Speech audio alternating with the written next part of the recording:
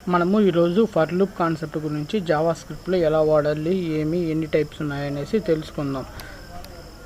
దానికోసం నేను స్క్రీన్ని డబుల్గా స్ప్లిట్ చేసుకుంటున్నాను.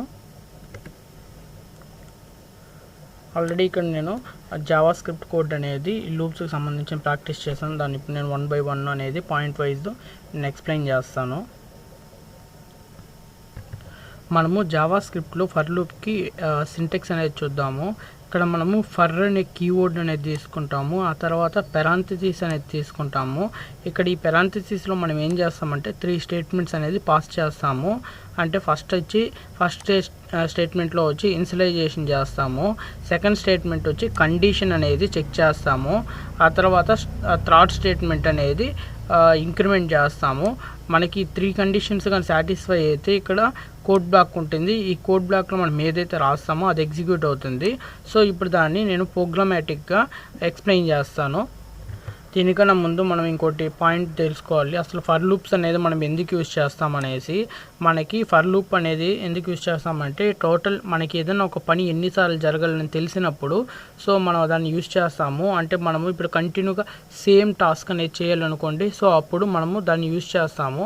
ఇప్పుడు నేను హలో అనేది ఒక 10 టైమ్స్ అనేది ప్రింట్ చేయాలనుకోండి, సో హలో అనేది 10 టైమ్స్ మనం ఎందుకు ప్రింట్ చేయాలి అనేసి మనము అంటే సేమ్ వర్కే కదా చేసేది. సో దానికోసం దానికి ఒక కోడ్ అనేది రాసేసి ఆటోమేటిక్గా 10 టైమ్స్ రన్ అయ్యేలాగా చేస్తాము. ఈ 10 టైమ్స్ అనేది ప్రింట్ అయ్యి మనకి 11th అనేది ప్రింట్ కాకుండా మనకి కోడ్ అనేది బయట వచ్చేవాళ్ళు అనేసి, అంటే ఫాల్స్ అయిపోయి ఎగ్జిక్యూషన్ 11th నుంచి స్టాప్ అవ్వాలి అనేసి మనం ఆటోమేటిక్గా వర్క్ చేసేదానికి మనం దీన్ని వాడతాము.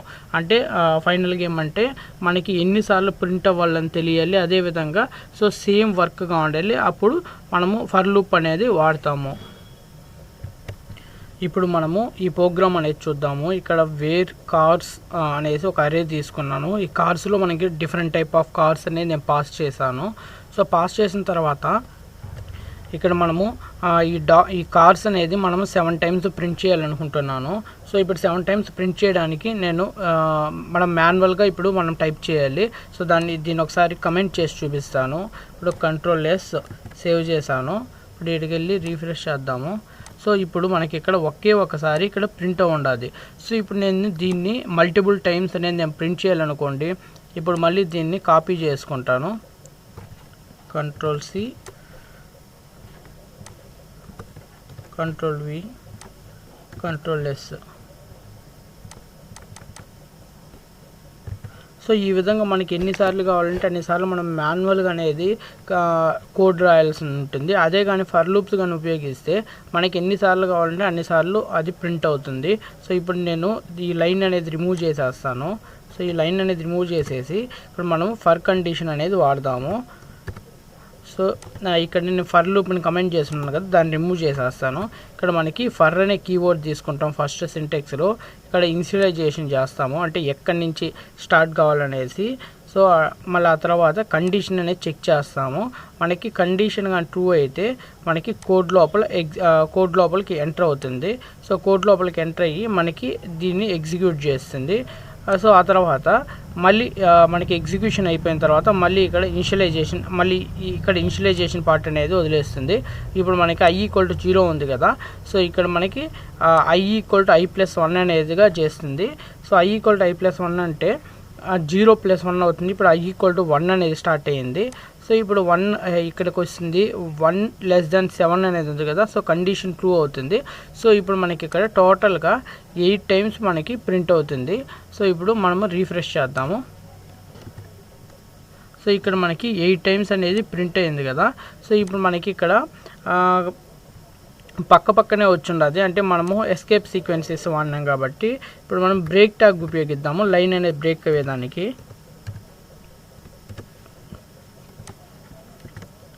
సో ఇప్పుడు మనకి టోటల్ 8 టైమ్స్ ప్రింట్ అయింది. 1 2 3 4 5 6 7 మనకి టోటల్గా 7 టైమ్సే ప్రింట్ అవుతుంది. ఎందుకంటే మనము i<7 ఇచ్చాం కదా, మనం <= కానీ ఇస్తే అప్పుడు మనకి 8 టైమ్స్ ప్రింట్ అవుతుంది. ఇప్పుడు Ctrl+S. ఇప్పుడు ఇక్కడ మనకి ఇంకో లైన్ యాడ్ అయింది. ఇప్పుడు మనకి టోటల్గా 8 ప్రింట్ అయింది.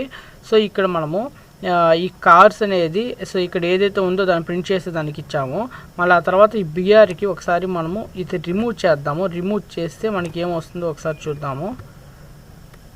సో మనకి సింటెక్స్ అనేది ఎర్రర్ చూపిస్తూ ఉంది. సో మనము కార్స్ తర్వాత ఈ ప్లస్ అనేది మనము కన్కాటినేషన్ ఆపరేషన్ అనేది పర్ఫామ్ చేసాము. సో ఇప్పుడు మళ్ళీ ఇక్కడ దీన్ని యాడ్ చేసేద్దాం. సో ఇప్పుడు రీఫ్రెష్ చేద్దాం. ఆ తర్వాత ఇప్పుడు మనం ఇక్కడ ఒకసారి మళ్ళీ చూద్దాం. మనము వేరియబుల్స్ అనేది యూస్ చేసేదానికి కొద్ది కన్ఫ్యూజన్ అవుతూ ఉంటాము. సో ఏ వేరియబుల్ ఎప్పుడు యూస్ చేయాలి అనేసి ఇక్కడ మనము 2 వేరియబుల్స్ అనేది యూస్ చేస్తున్నాము. ఒకటి వచ్చి ఇనిషియలైజేషన్కి. సో మనం ఇక్కడ ఇనిషియలైజేషన్ పార్ట్కి ఏదైతే వాడినామో కండిషన్లో కూడా దాన్నే వాడతాము. అదేవిధంగా ఇంక్రిమెంట్కి కూడా దాన్నే వాడతాము. మనకి కండిషన్స్ కానీ సాటిస్ఫై అయితే మనకి ఈ వేరియబుల్ అనేది మనకి ప్రింట్ కావాలనేసి మనము ప్రింట్లో ఇస్తాము. ఇక్కడ మనకి ఏదైతే ప్రింట్లో ఇస్తామో ఆ వేరియబుల్స్ మనకి ఎగ్జిక్యూట్ అవుతుంది. సో ఇక్కడ కండిషన్లో మనం ఇనిషియలైజేషన్కి ఏదైతే వాడతామో ఇంక్రిమెంట్కి దాన్నే మనం వాడాలి. అదేవిధంగా మన కండిషన్ చెక్ చేసేటప్పుడు మనం అదే వేరియబుల్ అనేది వాడాలి. సో ఇక్కడ డాక్యుమెంట్ రైట్లో మనకి ఏదైతే కావాలో మనం ఏదైతే అవుట్పుట్గా కోరుకుంటున్నామో ఆ వేరియబుల్ని ఇస్తాము. ఇప్పుడు నేను కార్స్ ఉంది కదా, ఇక్కడ కార్స్లో మనకి లైన్గా ప్రింట్ అయింది. మనకు అట్టొద్దు, మనం ఇండెక్స్తో యాక్సెస్ చేద్దాం అనుకుంటా ఉన్నాము. సో ఇండెక్స్ వాల్యూతో యాక్సెస్ చేసేదానికి మనకి ఇంకొక ఆప్షన్ ఉంది. సో ఇప్పుడు ఇక్కడ ఐ అనేది ఇస్తాము. సో ఇక్కడ ఐ అనేది ఇవ్వడం వల్ల ఇక్కడ ఏదైతే ఐ వాల్యూ ఉందో ఆ వాల్యూ అనేది ఇక్కడ మనకి రీప్లేస్ అవుతూ ఉంటుంది. ఎవ్రీ స్టెప్లో రీప్లేస్ అయ్యి కార్స్ 0 ఉన్నప్పుడు మనకి BMW వస్తుంది. అదే కార్స్ 1 వచ్చినప్పుడు లోకి అనేది వస్తుంది. సో ఈ విధంగా మనం ఇండెక్స్ అనేది 1 by 1 అనేది యాక్సెస్ చేయొచ్చు. సో ఇప్పుడు రీఫ్రెష్ చేసి అవుట్పుట్ చూపిస్తాను. సో మనకి ఈ విధంగా అవుట్పుట్ అనేది వస్తుంది. సో ఇక్కడ వేరియబుల్స్ అనేది జస్ట్ మనం ఇక్కడ ఏదైతే అవుట్పుట్ అనేది ప్రింట్ చేయాలనుకుంటామో ఆ వేరియబుల్ని ఇస్తాము. కండిషన్ చెక్ చేసేదానికి మాత్రము ఏదైతే వేరియబుల్ కన్సిడర్ చేస్తాం దాన్ని ఈ 3 ప్లేసెస్లో మనం యూజ్ చేస్తాము. మన వేరియబుల్స్ అనేది దేనికి ఏది తీసుకుంటున్నామో అది కాన్సన్ట్రేషన్గా చెక్ చేయాలి. సో మనకి ఎప్పుడు కానీ కంపారిజన్ అనేది 2 వేరియబుల్స్ బిట్వీన్లోనే ఉంటుంది. సో ఇప్పుడు మనం ఇక్కడ చూసినట్టయితే మనకి ఐకి కార్స్కి ఈ రెండింటి మధ్య ఉంది. సో అదేవిధంగా ఒకటి కండిషన్ చెక్ చేసేదానికి వాడుతూ ఉంటాం, ఒకటి ప్రింట్ చేసేదానికి వాడుతూ ఉంటాము. సో కంపారిజన్ ఎప్పుడు మనం ఒక 2 దానికే తీసుకుంటాము. మనము ఇప్పుడు డిఫరెంట్ ఇంకొక కొత్త సింటెక్స్ అనేది చూద్దాం. దాంట్లో ఏమంటే ఇక్కడ మనము ఇనిషియలైజేషన్ పార్ట్ ఉంది కదా, ఆ ఇనిషియలైజేషన్ పార్ట్ మనం ఇక్కడ ఈ పెరాంథసిస్లోనే ఇవ్వాల్సిన అవసరం కూడా లేదు. సో మనం ఇక్కడ స్టార్టింగ్ ఎప్పుడైతే వేరియబుల్ అనేది డిక్లేర్ చేసుకుంటామో మనం అప్పుడే కూడా ఇనిషియలైజేషన్ చేసేవచ్చు. అంటే ఎప్పుడైతే మనం వేరియబుల్ అనేది డిక్లేర్ చేస్తామో అప్పుడే దానికి ఇనిషియలైజేషన్ చేస్తే మనం ఇక్కడ వాడాల్సిన పని లేదు. సో ఆ పాయింట్ అనేది మనం ఇక్కడ తెలుసుకుందాము. కానీ ఇక్కడ ఈ సెమీకోలన్ ఉంది కదా, స్టేట్మెంట్ అనేది ఎండ్ అవుతుంది అనేసి అది మాత్రం మస్ట్ అండ్ షుడ్ వాడాలి. మనకి అవుట్పుట్లో ఇటువంటి తేడా అనేది రాదు. సో ఇది కావాలంటే ఒకసారి ఇక్కడ నేను ఒకటి ఎక్స్ట్రా ఏదన్నా యాడ్ చేసి చూపిస్తాను. సో ఇప్పుడు మనం దీన్ని యాడ్ చేసాం కదా, మనకి అవుట్పుట్ అనేది కరెక్ట్ ఎగ్జిక్యూట్ అవుతుందా లేదు చూద్దాము. కంట్రోల్-S. సో మనకి ఇక్కడ అవుట్పుట్ వచ్చింది చూడండి, NNN అనేది. ఇక్కడ నేను ఏం చేంజ్ చేశానంటే ఇంతకు నేను 7 ఇక్కడ 7 మాత్రం ఉన్నాయి కాబట్టి మనకి 7కే చెక్ చేయాలనేసి ఎండ్ పాయింట్ ఇచ్చేసాను. సో దాన్ని తీసేసి నేను లెంత్ ప్రాపర్టీ అనేది యూజ్ చేశాను. సో కార్స్ డాట్ లెంత్ అనేది, సో ఆ లెంత్ ఎంతవరకు అయితే ఉంటుందో అంతవరకు ఈ కండిషన్ అనేది పర్ఫామ్ చేయమనేసి. సో ఇప్పుడు మనకి ఏమైందంటే N కూడా వచ్చింది. సో మనకి ఇక్కడే కూడా యూజ్ చేయొచ్చు. ఇక్కడ మనము పెరాంథసిస్లో అయినా యూజ్ చేయొచ్చు, లేదంటే మనం ఇక్కడ ఒమిట్ చేసేసి కూడా స్టార్టింగ్లో కూడా మనము కండిషన్ పైన కూడా మనము ఉపయోగించవచ్చు. సో ఇంకొక పాయింట్ ఏమంటే ఇక్కడ WG3 స్కూల్లో చెప్పి ఉండేది,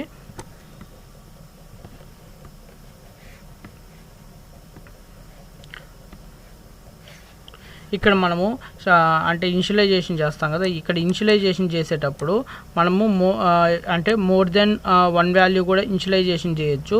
సో చేసేటప్పుడు మనం ఏం చేయాలంటే కమాతో సపరేట్ చేయాలనేసి ఇక్కడ ఇంకొక పాయింట్ చెప్పారు. సో అదేవిధంగా మళ్ళీ ఇంకొక పాయింట్ మనకి ఏం చెప్పారంటే ఈ స్టేట్మెంట్ 2 ఉంది కదా, మనకు ఆ స్టేట్మెంట్ 2లో వచ్చి మనకి స్టేట్మెంట్ 2లో ఏం చెప్పారంటే మనము కండిషన్ అనేది ఖచ్చితంగా రాయాల్సిన పని లేదు. ఇన్ కేస్ మనం కానీ కండిషన్ కానీ రాయకపోతే బ్రేక్ అనే స్టేట్మెంట్ అనేది యూజ్ చేయాలి.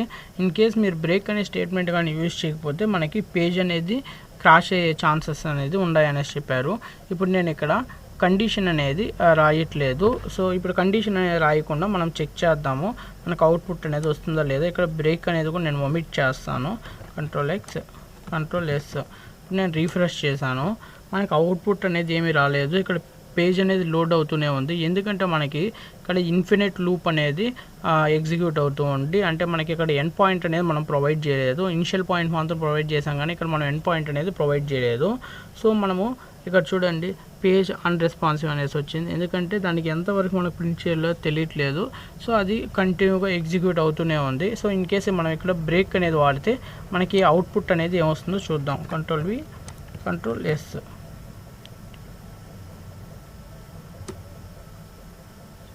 సో మనము దీన్ని మళ్ళీ ఒకసారి రీఫ్రెష్ చేద్దాం. ఇక్కడ మనం బ్రేక్ అనేది ఉపయోగించడం వల్ల ఓన్లీ మనకి ఒకే ఒక ఇండెక్స్ వాల్యూ అనేది మనకి డిస్ప్లే అయింది. ఎందుకంటే బ్రేక్లో మనం స్విచ్ కేసులో ఒకసారి చూసాము, మనకి ఇక్కడ కానీ బ్రేక్ అనేది కానీ అంటే ఇక్కడ కండిషన్ అనేది సాటిస్ఫై అయితే దాన్ని ప్రింట్ చేసేసి ఆ కండిషన్ నుంచి టెర్మినేట్ అయిపో నెక్స్ట్ కండిషన్ అనేది చెక్ చేయొద్దు అనేసి అంటారు కదా, అప్పుడు మనం బ్రేక్ అనేది వాడతాము. సో అందుకోసం మనకి ఇక్కడ ఏమైందంటే i=0 అనేది వచ్చింది. సో ఆ కండిషన్ అనేది సో మనకి ఇక్కడ ఏం చెక్ చేసేదానికి లేదు. సో వచ్చి ఇక్కడ ప్రింట్ చేస్తే మనకి ఇక్కడ బ్రేక్ అయిపోయింది. సో ప్రింట్ చేసింది కాబట్టి బ్రేక్ అయిపోయింది. సో ఇంకా ఇక్కడ మనకి ఒకే వాల్యూ అనేది డిస్ప్లే అయింది. సో ఈ విధంగా బ్రేక్ అనేది వాడడం వల్ల జస్ట్ మనం ఒక వాల్యూ మాత్రం చూడవచ్చు. ఇన్ కేసు మనం ఇక్కడ ఎగ్జిక్యూషన్ అంటే కండిషన్ అనేది జీకపోతే మన పేజ్ అనేది క్రాష్ అయ్యే ఛాన్సెస్ ఉంది.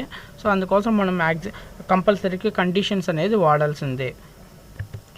మనకి స్టేట్మెంట్ 3లో ఏం చెప్పారంటే మనం ఇంక్రిమెంట్ ఆపరేటర్ అనేది మనం ఇక్కడే యూజ్ చేయాల్సిన పని లేదు. ఇక్కడ ఇంక్రిమెంట్ ఆపరేటర్ ప్లేస్లో డిక్రిమెంట్ ఆపరేటర్ కూడా రావచ్చు, మనం ఇక్కడే యూజ్ చేయాలి అనేసి రూల్ లేదు. మనము ఇన్సైడ్ ది బ్లాక్ కూడా మనం వాడచ్చు అనేసి అన్నారు. సో ఇప్పుడు నేను దీన్ని ఇక్కడ కట్ చేసేసి ఇక్కడ ప్లేస్ చేస్తాను. Ctrl+V Ctrl+S.